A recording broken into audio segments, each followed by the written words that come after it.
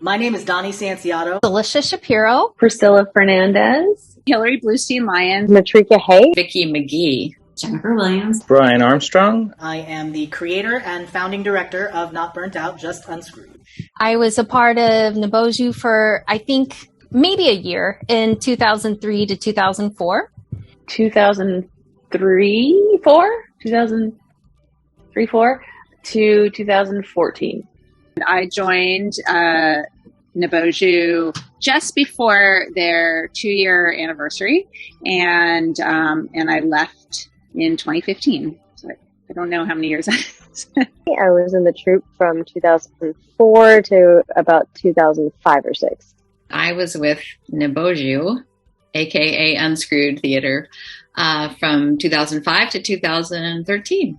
I was with you guys, I think, between 2005, maybe 6 to about 2008.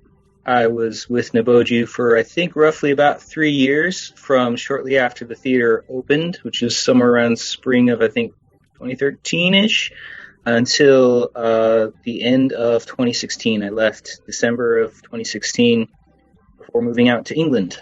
Really wanted to get back into improv, which is something I did on the East Coast, and there weren't really any options here, aside from working with a troupe at the university called the Charles Darwin Experience. But I was not a university student, and it just really wasn't the right fit. I did go in for an audition, and I had some really negative homophobic interactions while I was there, and I thought, that won't do. So kind of out of spite can be a great motivator for me. I thought, let's create a troupe that's going to be all-encompassing and open to people who aren't just at the university level. And that's kind of the fire that got lit that started Not Burnt Out, Just Unscrewed. Now on the count of 3, we're going to play a C. A high Ready? C? No, a low C. Here we go. 1. Have you ever wanted to travel to the Earth's core, popularized in the recent pop culture hit, The Core? I know I have. Yes, they do. They want to go to the Earth's core. Will this make it possible? Yes.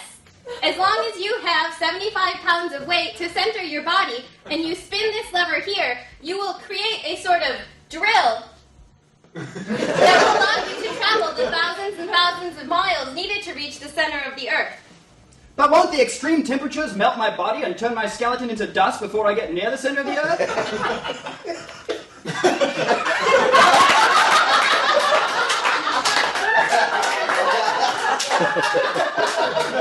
We were so loyal to Bookmans. They had the community room that we would rehearse in, and then we had the theater that we would do shows in. And then those were our family-friendly shows. And then we also used to wander down to Congress and perform shows at bars that people had very little interest in watching. You know, they were not at a bar to see improv comedy. And there we are in the back corner at Seven Black Cats. Vaudeville Cabaret was another one of those, long, narrow bars on Congress that isn't there anymore. So you're all the way in the back of the room, standing on like a post-stamp-sized stage, and all the lights are only red because the only other thing that ever performed there would be like a musician or two, because that's all you could fit on the stage. And I remember performing at a lot of strange venues, Bookmans, bars, a church, and I remember dragging my kids to a lot of the performances, most of my performances, and them yelling booger as a suggestion multiple times. A lot of very good times. Traveling, like going to Barnes and Bookmans, and doing the shows down at Bookmans, and then a few down at Chicago Uno's. Random spots, but just meeting every Thursday, having a grand old time with everybody. I know one was a New Year's Eve show at the Leo Rich Theater when we were used to performing for about 12 people. At coffee houses and revolutionary grounds and stuff, and so we had no idea what to expect. We were backstage warming up. We didn't know anything about anything, and we walked out on stage, and the place was standing room only. And we all looked at each other like, what has happened here? You know, it was just nuts. And it gave us so much energy, though, that it was a really fun show. So beautiful. So glad I brought you here. I'm glad you brought me here, too. I would have never been able to afford it on my own. Ornithologist. That's the bird guy. Yeah. Squirrel! World's worst rocket scientist.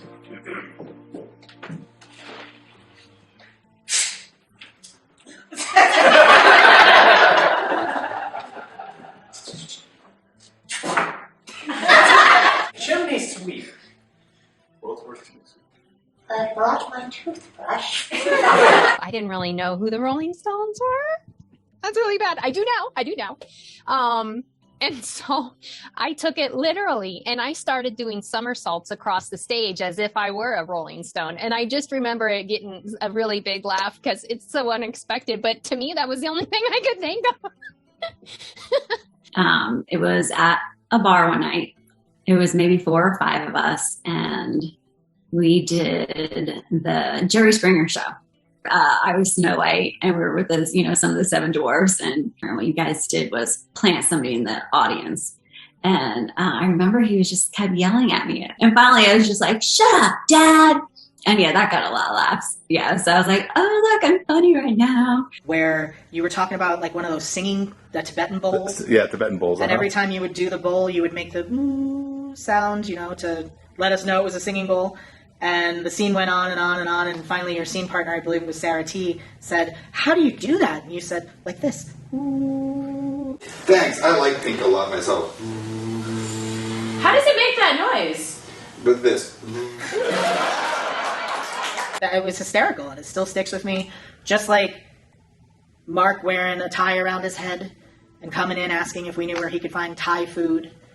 And then the rehearsals themselves, I just remember that being, it was never work. It was a release for me. It was Thursdays were like, my Thursday laugh therapy. I'm blown away. This is the first time that I've been in the new space. I'm so glad that I was able to come to Arizona at this point and do this.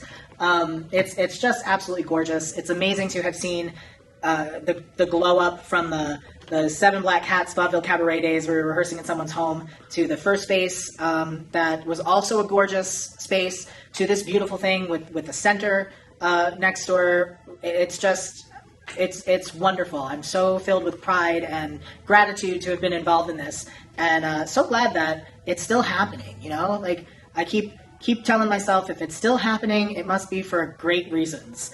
And just congratulations to everybody. I know Mike is celebrating 18 years, and other folks have been around for 10 years. And thank you for being a part of this, and congratulations on this beautiful growth that all of your hard work has accomplished.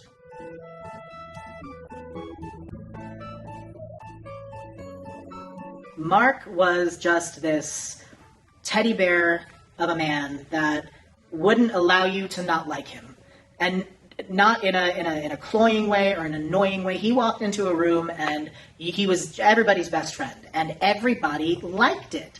Not a single cynic was like, "Oh, I don't like that guy." He was just a special kind of spirit, and he was one of our original cast members, and he was funny with his puns and his hokey jokes, and probably the most excited person to get that phone call from me saying that I wanted him to come back and do it again. So that we met at the very first audition for the improv troupe, and then he was with us for quite a while, but not long enough. I just wanted a picture of everybody sitting there looking cute, be professional. Look, Tracy's got her hands at her hips, like everybody's trying to be professional. Mm-hmm. And I didn't know that Mark White had done this until I got him printed out. He just couldn't help himself. So everybody else is trying to be serious, and then there's Mark, which really sums up his character. I remember just how much I enjoyed spending time with everybody off stage, which was so, I think, conducive to a healthy improv troupe. Mm-hmm. The improv troupe, you're really creating a family atmosphere. You really get to know one another really good. Getting to know the other troupe members and then becoming my best friends. the camaraderie of the group. It felt like a family. It was so easy to fit in. You guys made it so friendly. Out here. I can feel it. Can you feel my heart just murmuring and beating, and I'm terrified. How do you solve a Rubik's Cube? Usually, You take it up, and you throw it out. Could you tell us what makes a seahorse such a great pet? NBOJU set me free. Like it taught me to trust myself. Being able to think on your feet really fast. An ability to adapt, I think, to new situations, and finding ways that I can sort of yes and in life in general, accepting what comes and rolling with it, as well as just a better ability to interact with people. Just saying yes to life in general and just showing up and seeing what happens. I mean, your life is so much more enriched when you say yes to things and just plunge in and try things and see what happens. And for me personally, also mindfulness, just that eternal gift of being in the present moment. Oh my God, improv is everything. I tell everyone to do improv, to try it, because it will change your life. The yes and mentality got me jobs, helped me sell more. It helped my relationships, just a better communicator. And it's just fun to yes and. It's just fun to heighten all the time too. I learned to not think.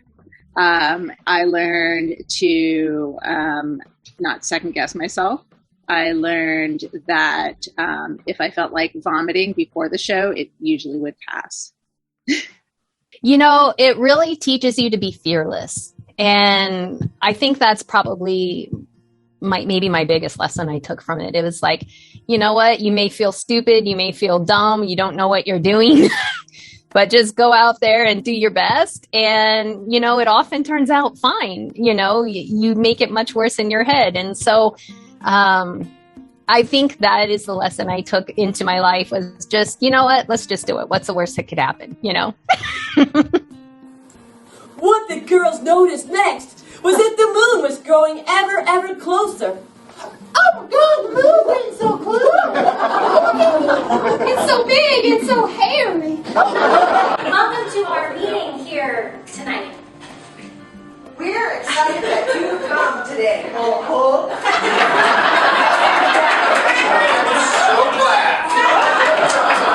We are so glad as well, Let's talk about Newspapers and what they're good for on Tuesday. Recycling, reusing, renewing, re-washing, re-drying, re-stacking. birdcage floor.